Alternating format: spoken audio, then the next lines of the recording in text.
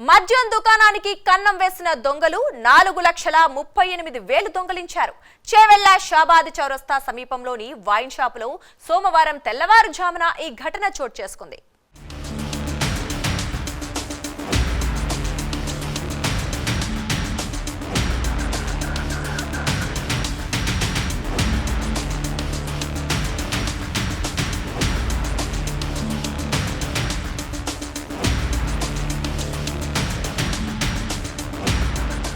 చేవెళ్ల మండల కేంద్రంలో శ్రీ లక్ష్మీ నరసింహ వైన్ షాపులో నంద్యాల రాజేందర్ రెడ్డి క్యాషియర్గా పనిచేస్తున్నాడు.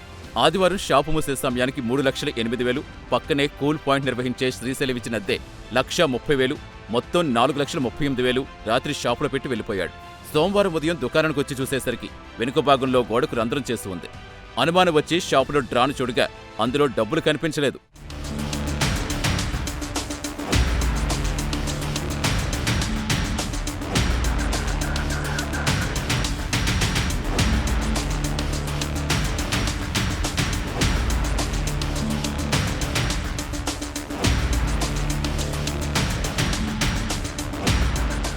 షాపులో సీసీ కెమెరాలు పరిశీలిస్తే అర్ధరాత్రి 2 గంటలు దాటాక 3 వ్యక్తులు మాస్కులు ధరించి షాపులో చొరబడి నగదు కాజేసినట్టుగా రికార్డయింది. వెంటనే యజమానికి సమాచారం ఇచ్చి పోలీసులకు ఫిర్యాదు చేశాడు.